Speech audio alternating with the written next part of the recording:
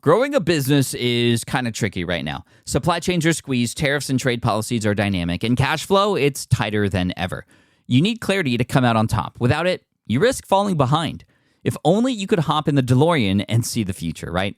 Thankfully, there's NetSuite by Oracle. NetSuite has real-time forecasting to help you move ahead with confidence. This is your AI-powered business management suite and the #1 cloud ERP. Trusted by over 42,000 businesses, NetSuite brings accounting, financial management, inventory, and HR all under one roof. It's your single source of truth, giving you the data and control you need to move quickly. And with AI built in, you can automate the busy work and focus on strategy. NetSuite helps you see what's stuck, what it's costing you, and how to pivot fast. If I were running a business with a lot of moving parts, I'd use NetSuite for full control over everything. Tame the chaos with NetSuite. If your revenues are at least in 7 figures, download the free ebook, Navigating Global Trade, 3 Insights for Leaders at netsuite.com/SPI. That's netsuite.com/SPI.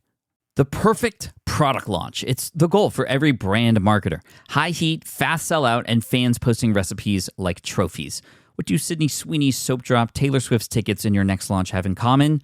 Well, they're not bought, they're bragged about. Fanfare turns your drop into a moment. Fanfare cues real fans, blocks bots, and builds launch experiences worth screenshotting. Want hype without the heartbreak? Get Fanfare's 5-step hype drop playbook with our proven success formula and make your next launch unforgettable at fanfare.io/playbook. Again, fanfare.io/playbook. You need to first fight that little voice in your head telling you not to be too salesy, or that you're not good enough or big enough, or your pricing's too high, or whatever it is. Get that thing out of here. Now, be careful. Don't overcorrect and become something you are not. However, I want you to remember that in order to serve the people that you want to serve, you need to first stay in business. Your business is how you make money, and your brand is what you do with it. So making money allows you to serve more people and do more good, whatever that good looks like for you. Hey, it's Pat here. You're about to listen to something a little different on the show today. It's not our usual Friday format where I follow up on Wednesday's episode. Don't worry, those aren't going away forever. Just a little break to bring in something even more special, in my opinion, our Teaching Friday series, which we do with our SPI Pro members. We have an incredibly talented pool of people within SPI Pro, so we thought, why not give our pros the spotlight and teach you here on the podcast every once in a while? It's just one of the perks of being a part of Pro, in fact, is this possibility. With each episode, you get to hear a different pro teach you something special from their area of expertise.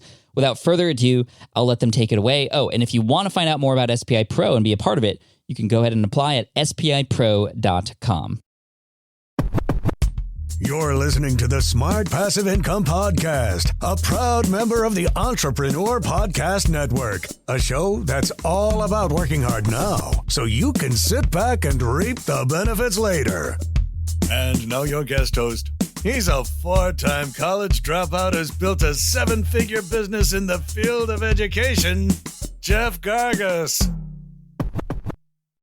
Hey, what's up, Team SPI? My name is Jeff Gargas, and I'm excited to be here to share a lesson that my team and I have learned recently, and I think, and I hope, will bring value to you as well.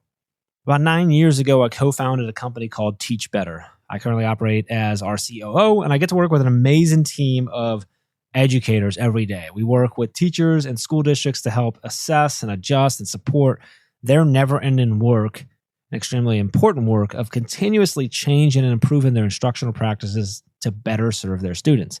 You can find more about the team and everything that we do over at teachbetter.com. I also get to help lead an amazing and just simply awesome community of edu-creators, which are people creating educational type businesses and side hustles and content and putting it out in the world. And I do that over in our Edu Club Plus community. You can go to teachbetter.com/educreator for that. Just EDU creator.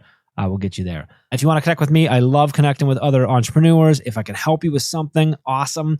Even if I can help you with some of the steps and ideas that I'm going to share with you today, I want to help you. But even if it's just to get to know you and learn about your business, I'm in. You can reach me at jeff@teachbetter.com, or I'm at Jeff Gargas, JEFFGARGAS, on most social media, except on Instagram. It's @_Jeff Gargas over there. All right. So let's talk about helping and selling, or selling and helping, or helping via selling, or selling via helping. What the heck is Jeff talking about at this point? So let's go on a journey really quick to how we kind of built our business. We built our business, like I said, about 9 years ago. And at the time, Chad came to me with an idea of a new framework that he was utilizing in his classroom that we now call the grid method. It's a framework for utilizing mastery learning.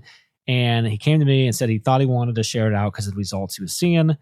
I agreed. He was seeing incredible results with the students. I said, we need to share this with people. And we had this idea of starting to share it out and eventually maybe selling services to districts, to school districts, to provide them with professional development, or PD. If you hear me say PD throughout this whole thing, I'm referring to professional development, doing workshops and coaching and consulting, stuff like that with districts and teachers. And what I pitched to Chad was doing content marketing. I said, hey, I want to create a whole bunch of content. I want to give it out for free. And if we do that well enough for enough people, they will be able to do things and improve their instructional practices and impact kids without us, but they'll want to work with us.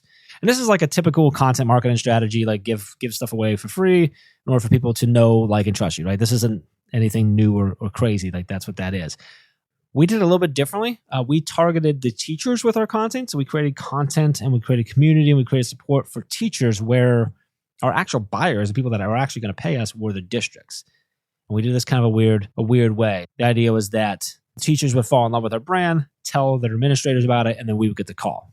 And that did happen. So that was the idea, right? And sort of the reason I would lean into this and sort of I'll get to the problem that we got to and the solution that I think is going to help you is the mistake that I saw in a previous life of helping small businesses with content marketing is the mistake I saw is that I think a lot of people hear about this. It sounds good. They look at it, they use it as a strategy or a tactic for selling instead of making it what they actually are and how they actually operate. This model of helping versus selling became how we operated. It's how we did everything. It's still how we do things. We help first, we help second, and we help last. We started creating a lot of things and we gave it all away for free. Blogs, like I'm talking hundreds of blogs, podcasts, downloads, courses, our time, countless hours of live streams and in-person supports, more of our time, taking every meeting that anybody want, going out to districts and actually presenting things for free, like sharing as much as we possibly could. Now, we still sold things because this approach does work. We've built a brand that people know, like, and trust. Teachers find our brand. They get a ton of value and support from the brand and from the community that we've built. And then they tell their administrators about it. They call us and we sell them PD and consultant services. It's actually a really great sales cycle because the business comes to you. It's a slow cycle though, but it works. It's how we built a profitable 7-figure business without running ads or massive cold sales campaigns. And so it works. But internally, we were just really focused on the not selling. We, and I would really say me more than anyone, just pushed so hard on helping versus selling that selling essentially became like a curse word on our team. That made it so that even with a team of almost 20 people who were highly educated, very talented, and extremely passionate about the work we did, only 2 of us ever really had any sales conversations with people, with leads. There were only 2 of us that were really focused in any way on generating like actual leads and then converting those leads to actual revenue. I was one of those 2. And if I'm being really honest with myself, I wasn't nearly as focused on that as our CEO, Chad, was, nor as much as I should have been.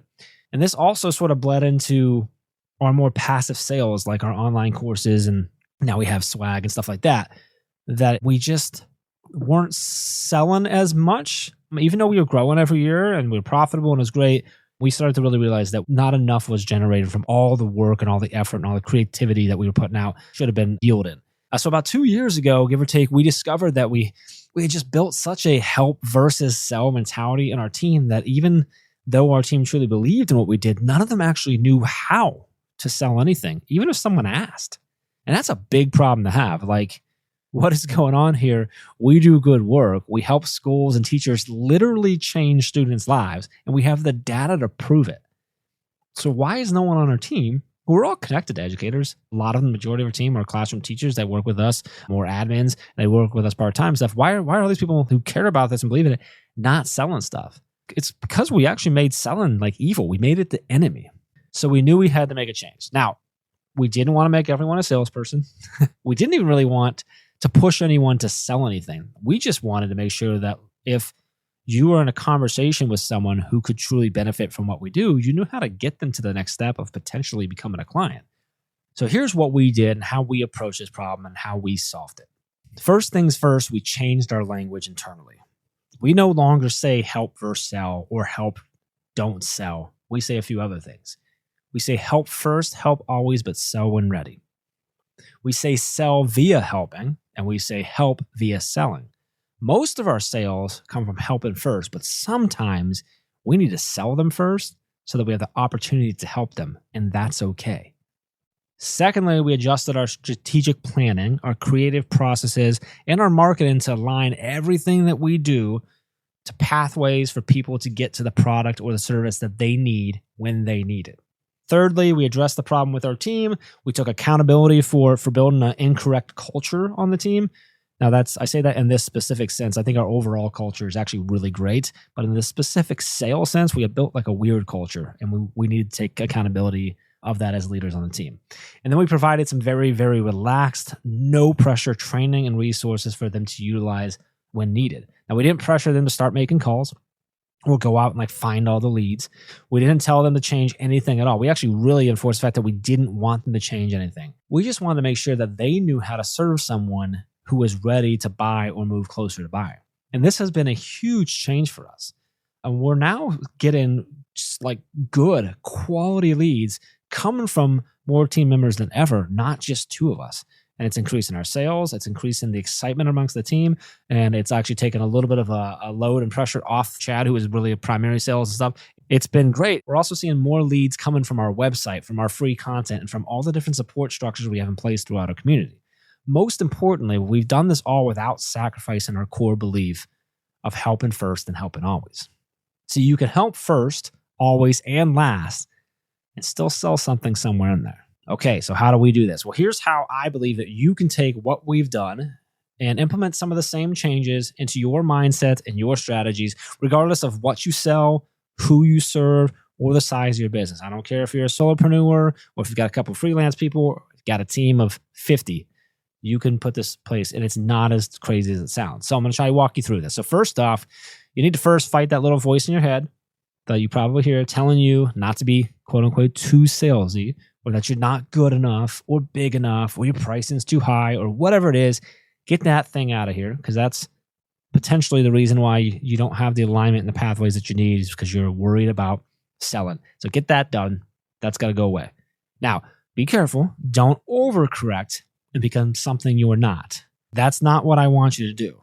However, I want you to remember that in order to serve the people that you want to serve, you need to first stay in business. That's a kind of a key component. I was once told by, I call him a mentor, that your business is how you make money and your brand is what you do with it. So making money allows you to serve more people and do more good, whatever that good looks like for you. So that's number one. Get that mindset. Don't overcorrect. I don't want you to go into being sales about everything. I want you to focus on the fact that you need to sell in order to continue to serve. Okay. Number two is that if you believe you have a product or a service that is actually going to bring value to people, then you actually owe it to them to sell them. I'll say that again. If you believe that you have a product or service that is actually going to bring value to people, then you actually owe it to them to sell them. If you create something that actually helps people, then I believe that you're actually being selfish if you're not selling them. You're doing a disservice to them. Now, however, again, that does not mean that I want you to become a sleazy salesperson. What I want you to do is make sure that you are positioned to sell when people are ready to buy from you. I want you to make sure that you and your potential customers can very clearly see their pathway to purchasing, so that when they are ready to take that step, they can take the step to purchase. You do not do this by suddenly starting to tell everyone to go buy your new course or join your community. You don't do this by changing the format of your podcast to always start with a commercial about your products. You don't do it by adding buy now buttons all over your website. Now, you might need to add one somewhere on your website, or maybe a CTA to a certain page in order to create a pathway for them, but you don't need to, nor should you, flip everything to buy now, buy now, buy now. You actually don't need to do a whole lot in order to do this. Keep serving your audience and providing value, but I want you to take the time to work through this exercise to align everything that you give away for free or do for free with something that either converts them to a sale, to being a stronger advocate for your brand, or at least moves them in the right direction. Your audience should always be moving toward the sale. Everything does not need to always be directly tied to and directly led to a sale, but everything should be guiding them toward the opportunity to buy at some point. Some people will take a long time to get there, and that's okay. Some people will never get there and never purchase, and that's okay too. What I want you to do is to make sure that if and when they get there, they can get there easily. So here's what I want you to do. I want you to take a look at everything that you do, that you put out. Your blogs, your podcasts, your YouTube videos, your TikToks, your free courses, your email list, all the things you do, all the free stuff that you put out into the world.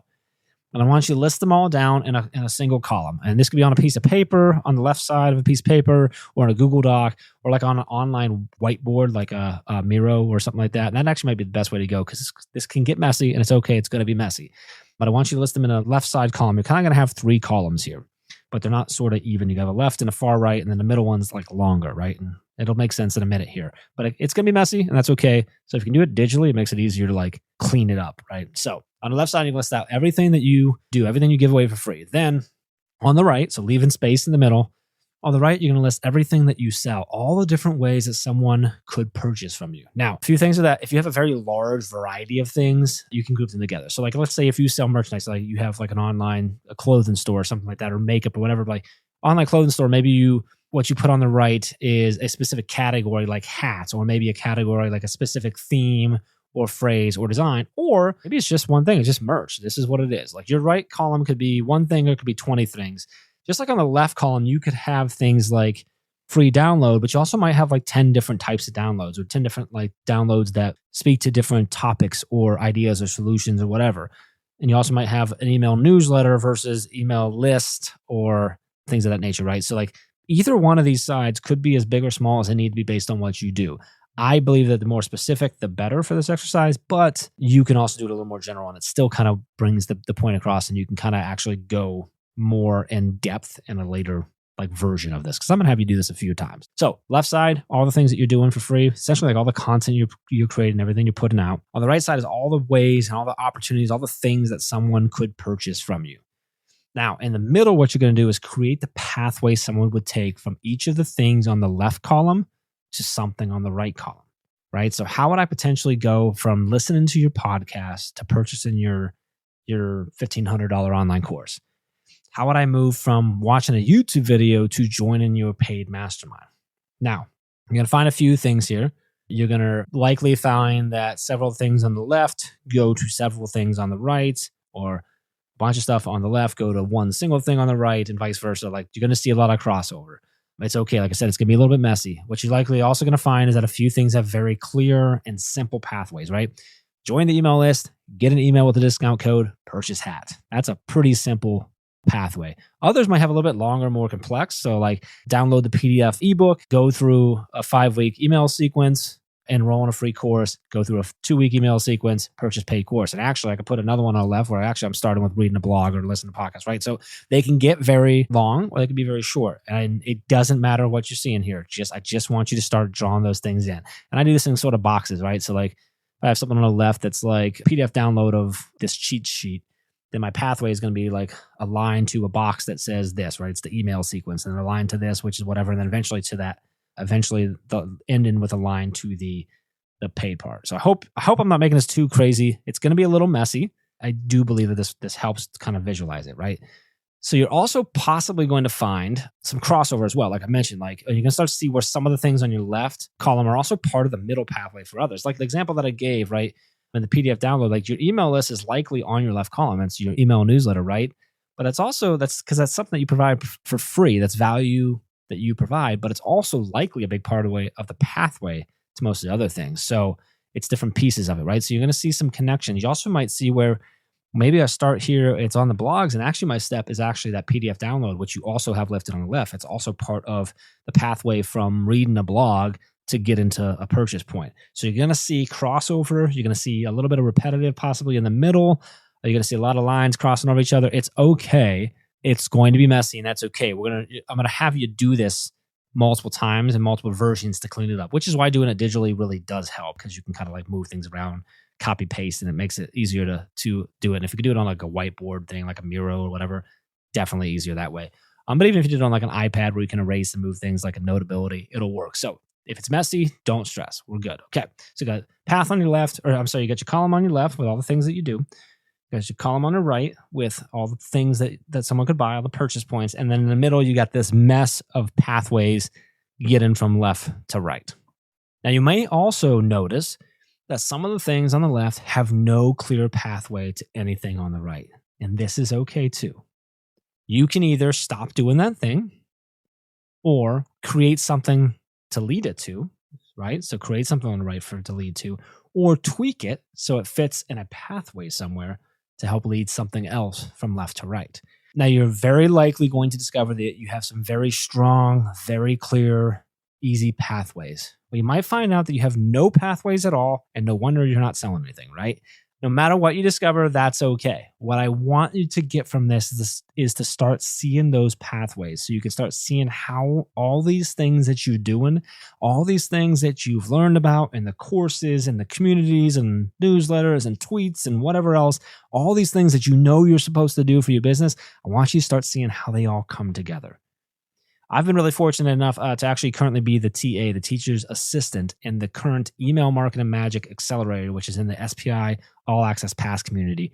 Shout out to Ashley and our awesome cohort over there. And one of the early conversations we had was around funnels, right? If you're getting into this business and online business, if you're newer to it, you're probably seeing and hearing funnels like everywhere, right? The content funnel, the marketing funnel, the sales funnel, the client funnel, the funnel, the funnel. I don't know. Funnels everywhere. And it's just like confusing a lot of people because it's daunting. It's overwhelming. Well, the funnel is just a term for this pathway that we're looking at. It's just the term for a pathway that someone takes from initially discovering you, right? Listen to a podcast to eventually having the opportunity to buy from you. That's all it is. So those pathways that you're uncovering, if you're doing this exercise that you're realizing that you need to create or clarify, those are your funnels. So you can check that off. You're good. You're doing right. You're creating, tweaking, and discovering your funnels. Done. So check that thing off. What I want to challenge you to do is to take the time to lay this out. Like I said, it's going to be messy, and that's okay. You may have to re-listen to this podcast a few different times, which I apologize if you have to listen to my voice more than this one time, but you might need to so you can do this again and again. It's likely very messy the first time. I want you to recreate it a second time and a third time, maybe even a fourth or a fifth, until it begins to clean up and become clearer. Again, easier to do if you're doing something digitally. Here's what I hope you get to with this process. Here's the thing that we discovered and what I really want you to take away from this. You do not need to change the way that you serve people. You don't need to change the content you make necessarily. You can continue to help first, help last, and help always.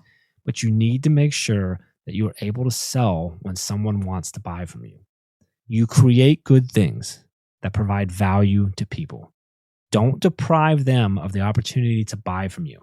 And don't deprive yourself of being compensated for the hard work and creative energy that you put into things. Sometimes you make the sale because you've helped someone so much that they don't want to buy from anyone else but you. Other times, you need to sell them in order to help them.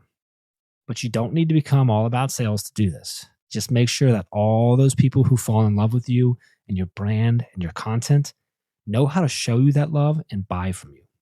If I can help in any way, all you have to do is reach out and ask. I appreciate you. Thank you so much for listening to the Smart Passive Income podcast at smartpassiveincome.com. I'm your host, Pat Flynn. Sound editing by Duncan Brown. Our senior producer is David Grabowski, and our executive producer is Matt Gartland. The Smart Passive Income podcast is a production of SPI Media and a proud member of the Entrepreneur Podcast Network. Catch you next week. Hey there, quick pause here because I have to tell you about a tool that completely transforms the podcasting workflow. Riverside. I get it. I used to juggle multiple platforms just to record one podcast episode. It was exhausting. Zoom for recording, Audacity for editing, and then a bunch of different apps just to create clips and social posts. I've tried other ones as well. They were okay, but they were clunky and super time consuming. That's where Riverside has massively helped. I can do it all in one place: recording, editing, repurposing, one platform, one streamlined flow. I just log in, record with my guests no matter where they are in the world, and just like that, studio quality audio and high resolution video all in one. And get this, even if your Wi-Fi glitches, Riverside records locally on your device so everything sounds and looks crystal clear. But here's my favorite feature: Riverside's AI editing tool. You can remove silences and filler words with just one click. Hours saved. With Magic Clips, Riverside also automatically finds the best moments and turns them into ready-to-post videos for YouTube Shorts, TikTok, Instagram, all without the extra editing. So if you're looking to level up your production quality and simplify your workflow, go to smartpassiveincome.com/Riverside and use code SMART to get 1 month free on the Pro plan. That's smartpassiveincome.com/Riverside, promo code SMART. It's built by creators for creators, and I think you're going to love it. I get it. You want to grow your business, but selling at scale feels overwhelming. You're drowning in complicated funnels, creating different lead magnets, or constantly posting on social media. And that gets exhausting fast, especially when you're trying to sell to hundreds or thousands of people. But what if you could sell at scale with a simple, powerful quiz? A Score app quiz or assessment asks your audience key questions and gives them instant personalized results based on their answers. Your audience gets to know where they are now and shows them the steps they need to hit their goals. You can set up a quiz in minutes using Score app's templates and have a powerful lead magnet that'll do the selling for you. The best part is your audience actually wants to take this quiz, and you build huge amounts of trust before you even make a single offer. No hard sales, no chasing leads, just value at scale. Get 50% off the first 3 months using the discount code SPI. Just head to scoreapp.com/SPI. Again, that's scoreapp.com/SPI.